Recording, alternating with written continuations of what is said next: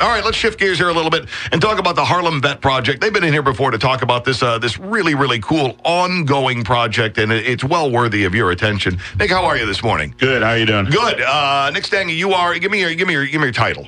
I am the teacher of the Harlem Vet Project. One of the teachers. One of the teachers of the Harlem Vet Project, which is, for people who are unfamiliar, thumbnail it for us. Basically, what we do is we have veterans come in. So we've interviewed everybody from World War II all the way to the recent conflicts. And we take those interviews, and the students make it into a short documentary that typically range between anywhere from 20 to an hour.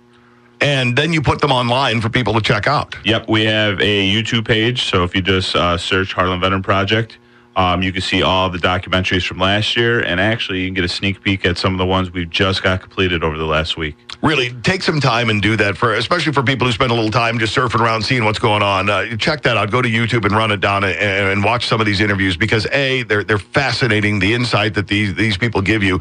And I've got to say that your students are fascinating as well because there's some really great questions that are asked.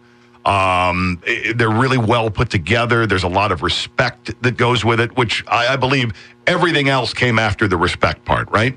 Oh, yeah. I mean, the thing that makes the class really is the students and the veterans.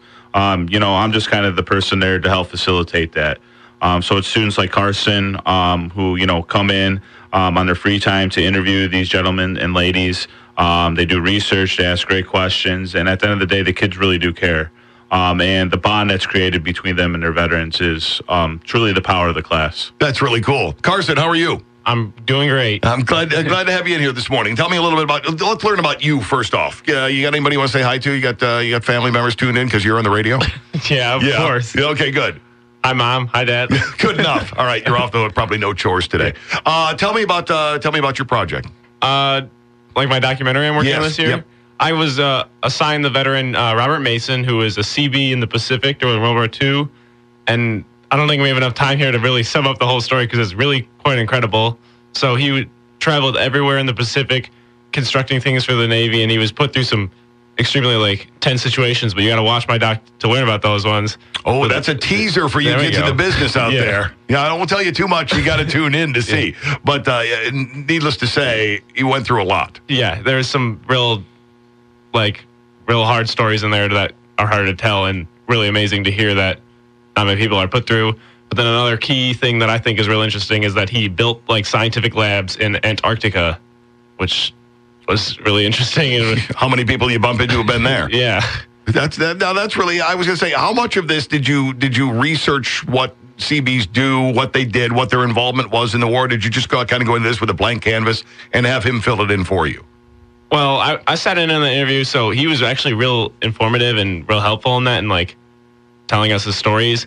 But then once you watch your interview again a few times, you go in, you do research, you find all the information you need, you write that down, then you go through and you find all the B-roll. And I actually found footage from that exact Arctic expedition, and I was like, this could be him right here. Absolutely. And then I also have a picture of him. He was some of the first troops to land in Japan, so he's actually there for the signing and saw that.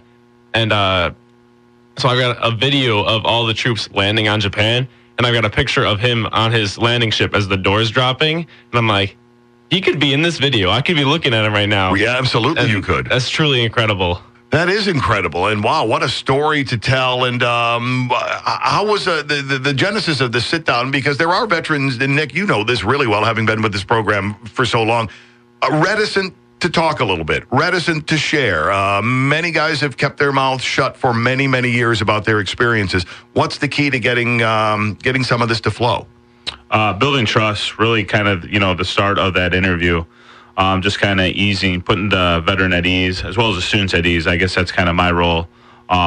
Just making sure that we're organized, prepared for those interviews, have it set up beforehand. And then really the kids, having good questions, and them just, getting them trained in the ability to listen. You kind of have to be prepared, but you got to be flexible when you go in those interviews.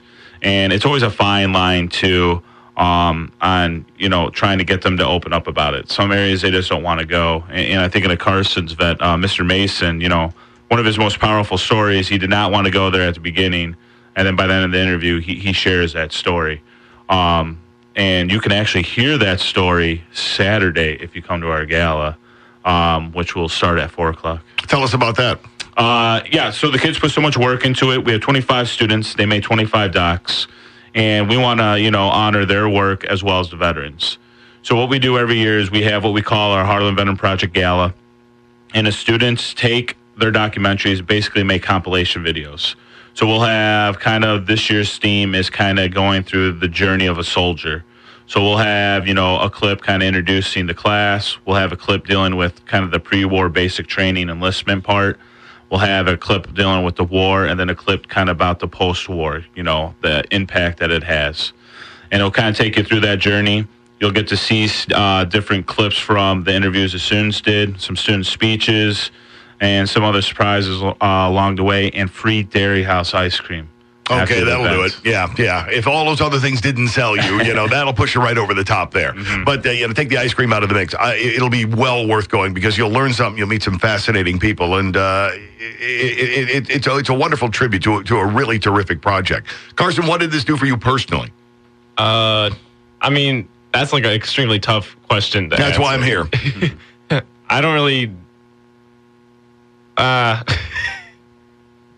it's an amazing opportunity I've had to be a part of it. Sure. I've learned so much, and not many people get the opportunity to listen to these veteran stories that I feel everyone should be able to and should come to the gala and see a little bit part of that. I would think that part of it, too, when you're a student and going back to when I was, a lot of the stuff comes off the page, or you're sitting there and you're watching a film of it, you're watching some video of it and all that. But to actually talk to someone who was there, who was right in the thick of all of it, really kind of brings it around much more than anything off the written page or off a video that you're looking at would do. Yeah.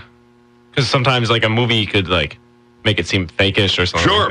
And here's someone who's actually there and who at the time wasn't a whole lot older than you are now. Yeah. It's like one of the Robert Mason, My Veteran Stories, he says at the end of it that he was only 17 years old and he still dreams about it since he's 70 now, or 70 years later because he's 90 now.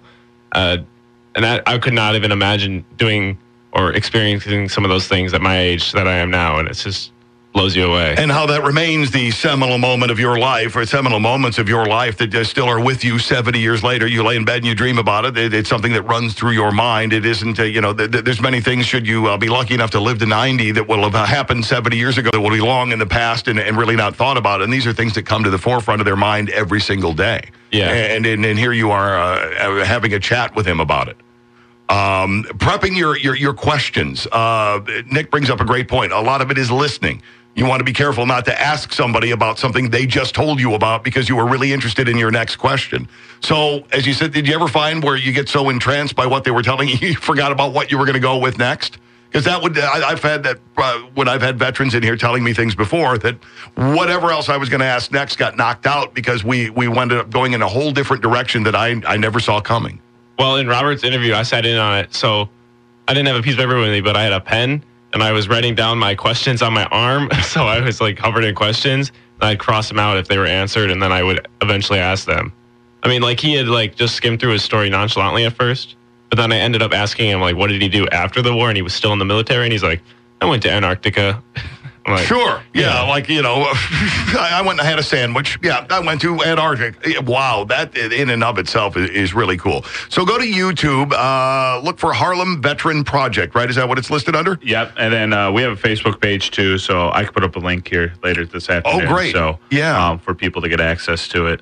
And then, this Saturday it's free, open to the community, 4 o'clock, doors open at 3. It should be a great evening. It always is. So the veterans come out, the kids, you get to see their hard work, and really kind of see the power of what these interviews do. And they are powerful, and you will watch them, and you'll be moved by it, and you'll learn something all at the same time. It doesn't matter how old you are, even if you are of that generation. There'll be something in there that you probably didn't know, and I commend you on just a great job, year in and year out. Carson, well done for you as well. Now, is this something you're going to look to do in the future? Is this a sort of vocation that calls out to you? I'd like to be a part of the project still and still do films, but this isn't my main route. Maybe as a hobby on the side, really. Nice. Those have a way of overtaking what it is you're doing anyway sometimes. So good luck to you. Carson, nice to meet you. Thank you so much. Nick, good to see you as always. Thank you. Harlem Veteran Project. Look it up. Enjoy some of those videos. You'll really get a lot out of them.